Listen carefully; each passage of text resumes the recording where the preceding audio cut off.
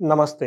మన అందరికీ బాగా తెలిసిన ఒక పండగ గురించి, ఒక ముఖ్యమైన విశేష దినం గురించి మనం మాట్లాడుకుందాం.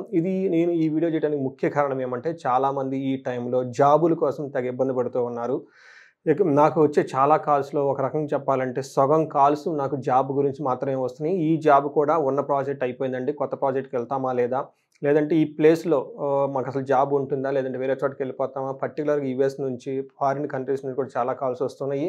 చాలా టఫ్‌గా ఉందండి సిట్యుయేషను. కొంతమంది జాబ్ పోయింది, జాబ్ లేదు. కొంతమందికి హెచ్-1బీ వీసా పిక్ అయింది. దాని తర్వాత మళ్ళా జాబ్ లేదు. కొంతమందికి ఆ వీసా గడువు కూడా అయిపోయింది. చాలా ఇబ్బందుల్లో పడుతూ ఉన్నారు. చెప్పకూడదు కానీ చెప్పాల్సొస్తుంది. చాలామందికి అమెరికాలో ఉండి వాళ్ళు రెంట్ కట్టుకోవడానికి, భోజనం చేయటానికి కూడా ఇబ్బందులు పడిపోయి, వాళ్ళు ఫ్రెండ్స్ దగ్గర లేదంటే తెలిసిన వాళ్ళ దగ్గర ఉండాల్సిన పరిస్థితి అయితే వచ్చింది. ఈ పరిస్థితి మనకి ఫారిన్ కంట్రీస్‌లోనే కాదు, ఇండియా కూడా చాలా మంది ఈ విధంగా ఇబ్బంది పడుతూ ఉన్నారు. ఈ వీడియో వాళ్ళ గురించి మాత్రమే చేయటం జరిగింది. ప్రతిరోజు ఒక విశిష్టత కలిగిన రోజని మనం చెప్పుకోవాలి.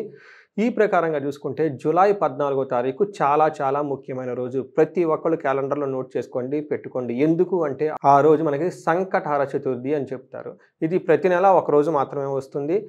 ఈ మాసం చాలా విశిష్టమైన మాసం. ఎందుకంటే ఇది ఆషాఢ మాసంలో వచ్చిన సంకటహర చతుర్థి. మనం జనరల్‌గా ఈ సంకటహర చతుర్థి చేసుకునే విధానం ఎలా ఉంటుందంటే, ఒక వ్రతం రూపేణ చేసుకుంటూ ఉంటారు. అది 3 మాసాలు కానివ్వండి, 5 లేదంటే 6, 7, 10 కొంతమంది సంవత్సరం అంతా చేసుకుంటూ ఉంటారు. బట్ మీకు ఓపిక ఉన్నంత వరకు అట్‌లీస్ట్ ఒక్క రోజన్నా సరిగ్గా చేయండి.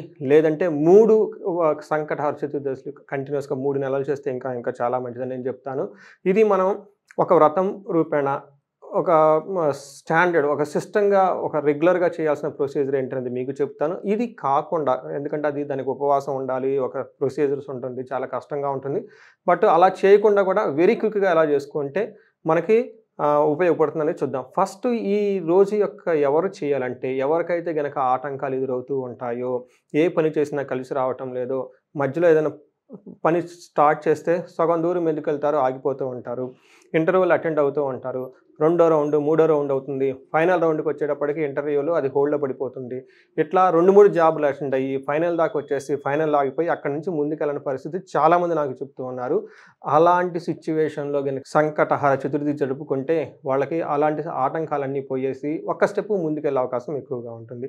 ఫస్ట్ మనకి స్టాండర్డ్ ప్రొసీజర్ అంటే మనకు పూజా విధానం రెగ్యులర్‌గా చేసే విధానం ఎలా ఉంటుందంటే, ఇది మనకి ఉదయాన్నే నుంచి సాయంత్రం వరకు ఉపవాసం ఉండాలి. ఉదయాన్నే ఇంట్లో చక్కగా గణపతికి పూజ చేసుకోవాలి. మనకి పసుపుతోటి, కుంకుమతోటి రెగ్యులర్‌గా షోడోపచార గణపతి పూజ యథావిధిగా చేసుకుంటూ ఉండాలి.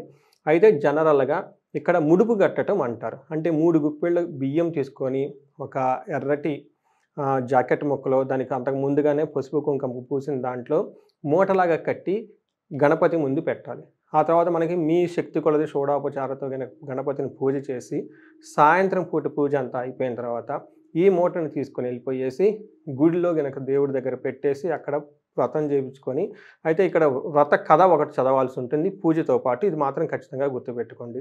ఆ మూట మళ్ళా అక్కడికెళ్ళిన తర్వాత ముడుపు అక్కడ గణపతి గుడికి 3 రౌండ్లు, 7 రౌండ్లు లేదంటే 11 ప్రదక్షిణాలు లేదంటే 21 రౌండ్ల ప్రదక్షిణాలు చేసి, తిరిగి తీసుకొనొచ్చేసి ఆ ముడుపు బియ్యంతోటి పొంగలు చేసుకొని, ఆ పొంగల్ నైవేద్యంగా పెట్టుకొని మీరు ఆరగించాలి. ఇది మనకి ఒక సిస్టమాటిక్‌గా చేయాల్సిన ఒక విధానం అని చెప్తూ ఉంటారు. అయితే ఇది కాకుండా ఏవండీ ఇంత పెద్ద ప్రొసీజర్ కూడా మేము చేసుకోలేం. చాలా బిజీగా ఉంటాం. దీనికి ఇంకా ఏమైనా ఉన్నాయంటే మనకి శాస్త్రాల్లో ఇంకొన్ని కూడాను మనకి చెప్పారు. ఈ రోజుని మనం చాలా తక్కువ టైమ్ స్పెండ్ చేసి కూడాను మంచి బెనిఫిట్ పొందొచ్చు. అయితే ఇప్పుడు నేను చెప్పబోయే విషయం చాలామంది ఎక్కువగా ఎక్కడ డిస్కస్ చేయరు.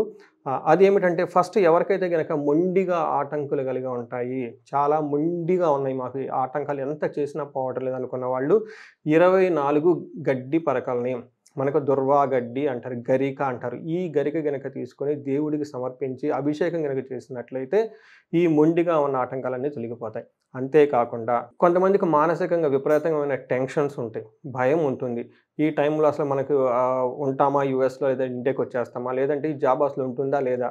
కొన్నిసార్లు ఎలా పోతుందంటే అసలు ఏదైనా జాబ్ చేయడానికి అసలు నేను ఫిట్ అవుతానా ఏంటి? నా ఫ్యూచర్ ఏంటి? అని చాలామంది ఆలోచిస్తూ ఉంటారు. అలాంటి వాళ్ళు గనక ఆ రోజున అట్‌లీస్ట్ 108 సార్లు గం గణపతియే నమః అని భక్తిగా, శ్రద్ధగా జపించి గణపతి గాయత్రి మంత్రం అని ఉంటుంది. దాన్ని గూడా రెగ్యులర్‌గా జపిస్తూ ఉంటే, ఆ ఒక్కరోజు గనక జపిస్తూ ఉంటే, సాయంత్రం పూట గుడికెళ్తే అక్కడ మీరు దేవుడికి దండం పెట్టుకొని మీకు ఆశీర్వాదం తీసుకోండి. ఆ మానసిక ప్రశాంతత వస్తుంది. ఇంకొక మీరు చిన్న పని కూడా చేయొచ్చు. గణపతికి 5 ఒత్తులతో గనక దీపారాధన చేయగలిగితే మీకు రక్షణ వస్తుంది. ఎక్స్‌టర్నల్ ప్రెషర్స్ మీకేమన్నా ఉన్నా, వేరే వాళ్ళ నుంచి మీకు భయపెట్టినా, లేదంటే మిమ్మల్ని వేరే విధంగా ఇబ్బందికి గురి చేసి, మిమ్మల్ని పుల్ డౌన్ చేయాలి, మిమ్మల్ని కిందకి తోసేయాలని గనుక ఎవరైనా గనుక ప్రయత్నం చేస్తూ ఉంటే, అలాంటి వాళ్ళ నుంచి రక్షణ చేయడానికి చాలా సింపుల్. 5 ఒత్తులు కలిగిన దీపం గనక మీరు వెలిగిస్తే, ఆ రక్షణ దేవుడి వల్ల మీకొచ్చేస్తుంది. చాలామందికి ధనంతో బాధపడుతూ ఉంటారు. సరైన టైంకి ధనం అందక ఇబ్బంది పడుతూ ఉంటారు. ఈడు గిలక 24 రకాల స్వీట్లు లేదంటే 24 పీసులు 24 రకాల వెరైటీన బెల్లంతో చేసిన ఏదైనా స్వీట్స్ గానీ, జిలేబీ గానీ మనకు బయట షాప్‌లో దొరుకుతుంటాయి. అవి తీసుకొని వేరే వాళ్ళకి గనుక డిస్ట్రిబ్యూట్ చేస్తే ఆ రోజున మీకు ధన ప్రవాహం వస్తుంది. ఆర్థికంగా చాలా బలోపేతమయ్యే అవకాశం ఉంటుంది.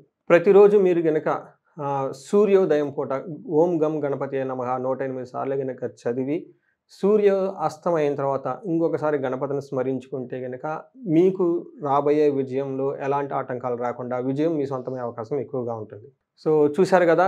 సంకటహర చతుర్దశిని గణపతిని ఎలా ప్రసన్నం చేసుకోవాలి. ఒకటి మనకి సాధారణంగా పూజా విధి చెప్పుకున్నాము. ఇవి కాకుండా మనకి జనరల్‌గా బయట చెప్పుకొని కూడా కొన్ని చేశాను. మీకు సమయాన్ని బట్టి, మీకు ఉన్న లోకల్‌గా అవైలబిలిటీ కండిషన్ బట్టి ఖచ్చితంగా ఏదో విధంగా ఆ రోజున గణపతిని మాత్రం తలుసుకోవటం, గుడికెళ్ళటం, అట్‌లీస్ట్ ఓం గణపతియే నమః అనే మంత్రాన్ని జపించుకోవటం మీకు శక్తి కొలది భక్తిగా చేయండి. మీకున్న ప్రాబ్లమ్స్ అన్నీ పోగొట్టుకోండి. మీ అందరికీ మంచి మంచి ఉద్యోగాలు రావాలని, అష్టైశ్వర్యాలు కలగాలని, భోగభాగ్యాలు కలగాలని కోరుకుంటున్నాను. మీ అందరూ చక్కగా పండగ చేసుకోవాలని నేను కోరుకుంటున్నాను. నమస్తే.